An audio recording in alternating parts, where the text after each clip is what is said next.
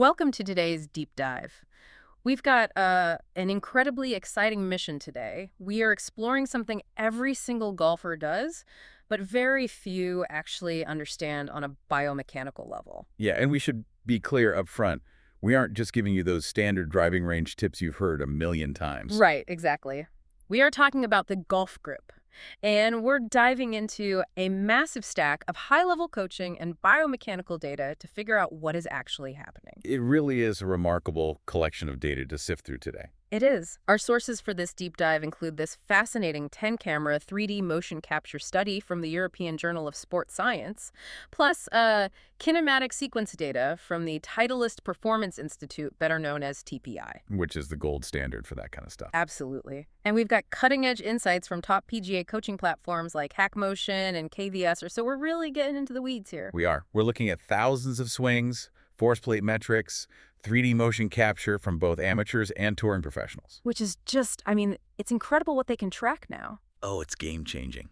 As coaches who have spent years analyzing the golf swing, the goal today is to understand exactly what happens between your hands and the club, and more importantly, how that connection dictates everything else your body does. Okay, let's unpack this. Because most golfers think the grip is just, how you comfortably hold the club so it doesn't fly out of your hand. No, I just grab it and go. Yeah, you grab the handle, you line up, and you swing. But the sources reveal a completely different reality.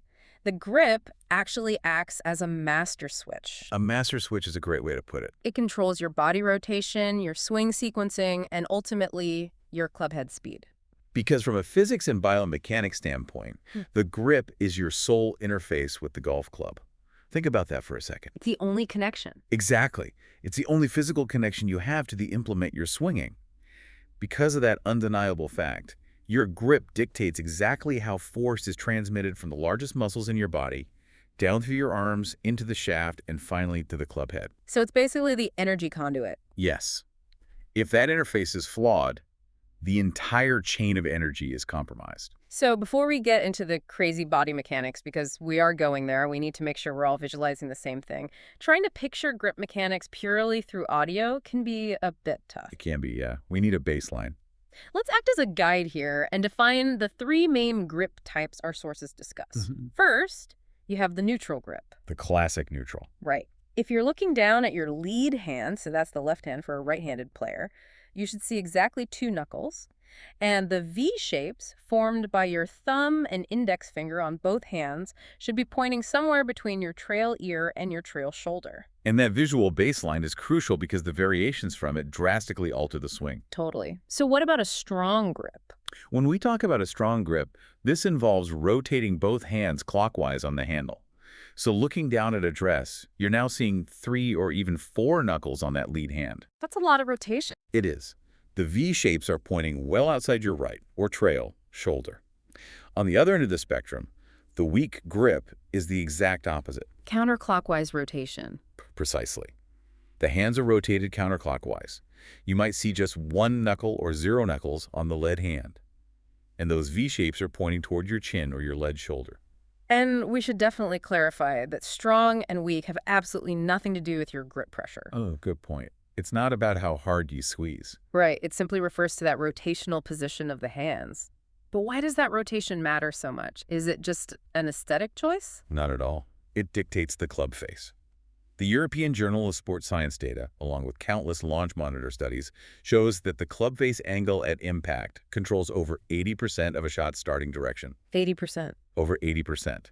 And that face angle is entirely controlled by your wrist mechanics, which are preset by your grip. That makes sense. So when you adopt a strong grip, you're presetting your lead forearm into a position of pronation. Okay, let's quickly define pronation for anyone who isn't deeply steeped in kinesiology. Go for it. Pronation is essentially rotating your forearm inward. Imagine holding a round doorknob with your left hand and turning it counterclockwise to open the door. Your knuckles turn over and your palm faces down. That's pronation. That's a great way to visualize it. Structurally, when you lock your hand into that pronated strong position on the golf club, you bias the club face into a closed or shut position throughout the entire swing. A weak grip does the opposite. Exactly. A weak grip presets the lead arm in supination, turning that doorknob clockwise so your palm faces up, which naturally biases the club face to be wide open. Which perfectly explains why so many amateurs who slice the ball, meaning they leave the club face open at impact, are immediately told by their buddies to just strengthen their grip. The classic quick fix. Right, they're just trying to force the face closed. But wait, if I'm looking at this hack motion data right, my grip might actually be fighting my anatomy. The hand size data. Yeah.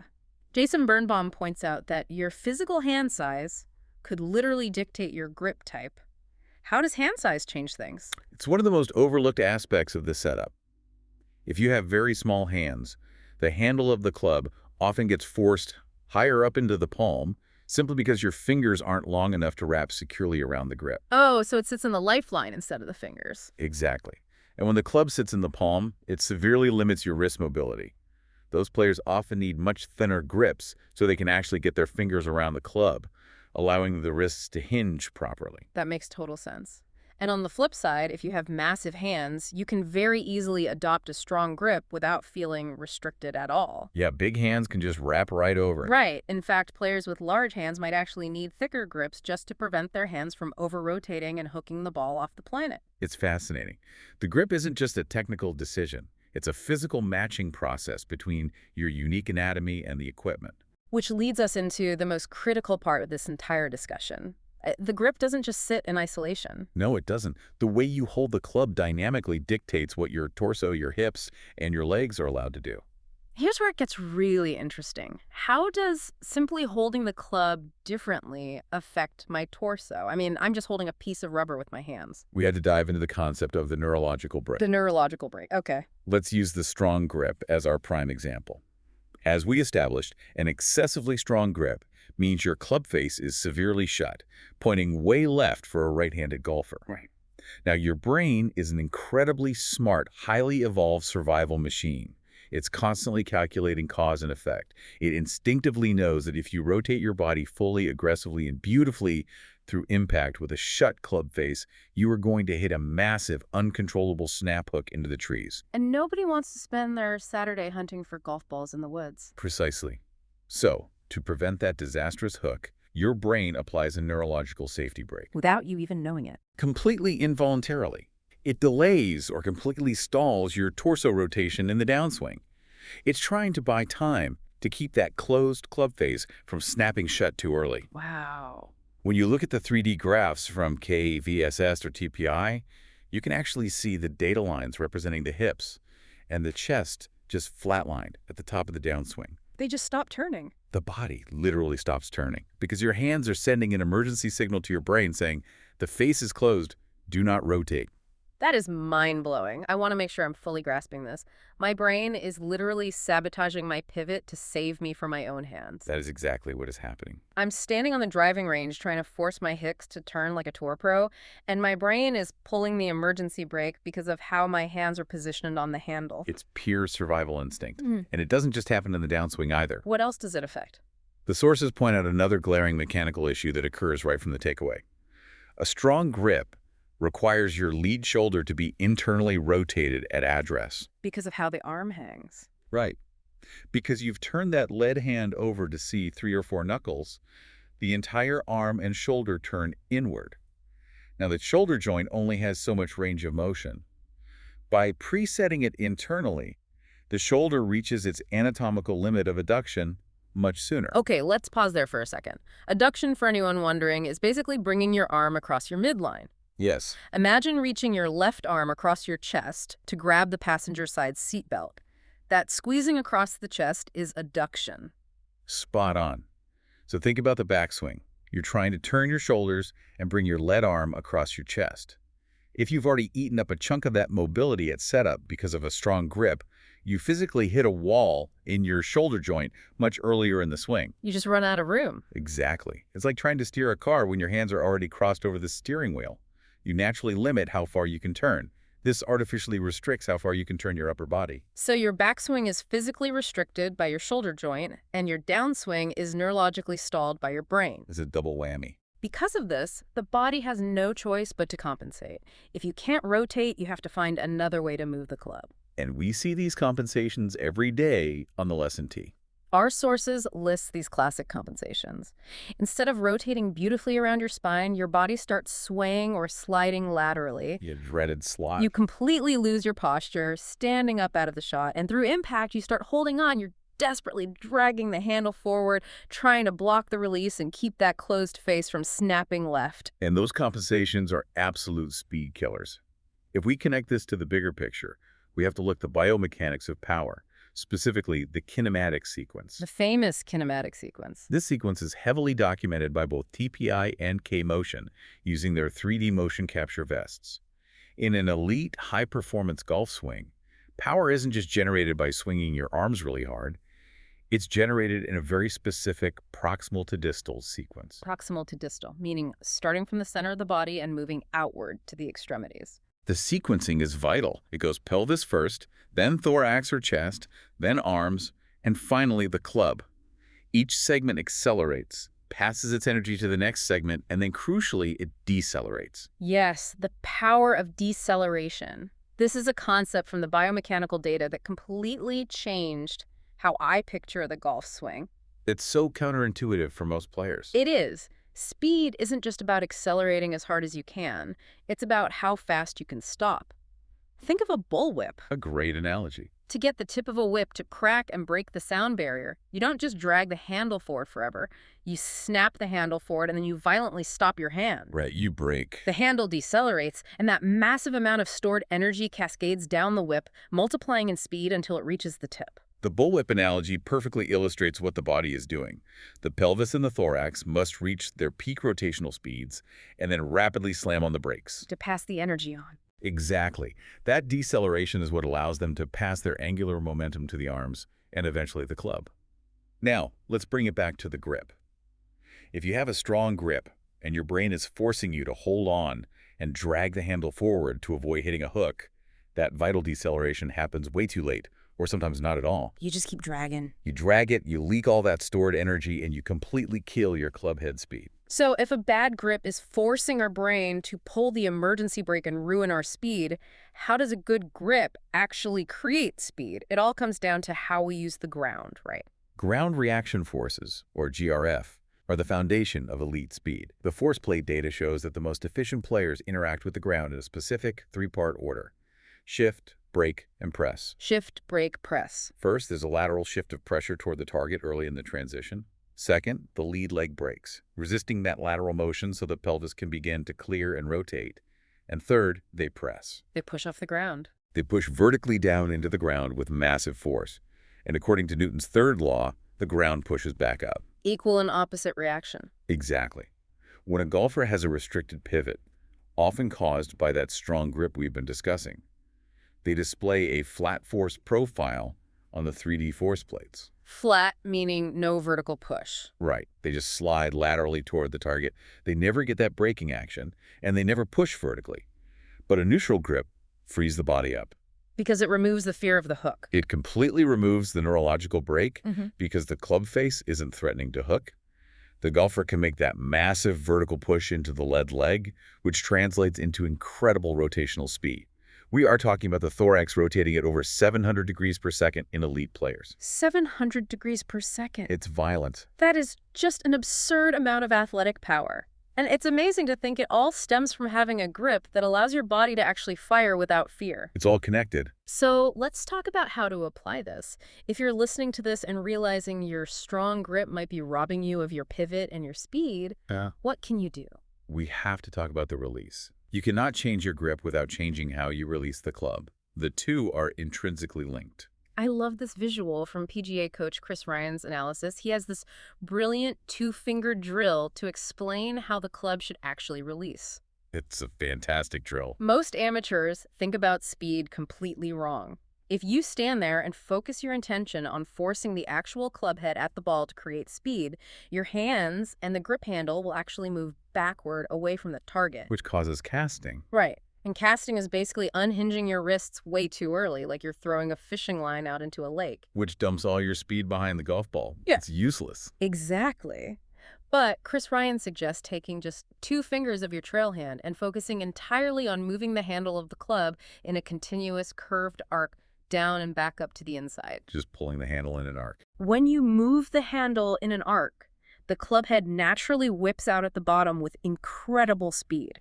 It's completely effortless. That drill brilliantly highlights the danger of holding on to the club. Yeah. You have to let the club release. And Coach Andrew Emery synthesizes this perfectly for us. You absolutely must match your release pattern to your grip type. You cannot mix and match these biomechanical elements. Right. Match the matchups. If you're going to play with a strong grip, meaning you have a naturally closed face, you need a slower rate of closure through impact. You cannot aggressively roll your wrists. Because you'll just hook it. Instead, you need to release into extension. Imagine the knuckles of your lead hand pointing up toward the sky as you strike the ball. Because your face is already closed, this knuckles-up release prevents the hook and naturally promotes a fade ball flight. And what if I have a neutral or a weak grip? If your grip is neutral or weak, your club face is naturally more open during the downswing. Therefore, you need a faster rate of closure. You release the club with supination. Knuckles down. Imagine turning the knuckles of your lead hand down toward the ground through impact. This squares the open face and naturally promotes a draw. What you desperately want to avoid is a biomechanical nightmare trying to hit a rolling draw with an ultra-strong grip. The two just fight each other. The face will snap shut, and you'll hit the ball straight left into the hazard. It's all about geometry meeting anatomy. And we have to remind you why getting this right matters so much. It's all about smash factor. The ultimate metric. Smash factor is your ball speed divided by your club head speed. It measures how efficiently you are transferring energy from the golf club to the golf ball. A neutral grip promotes a much more consistent return to a square club face at impact.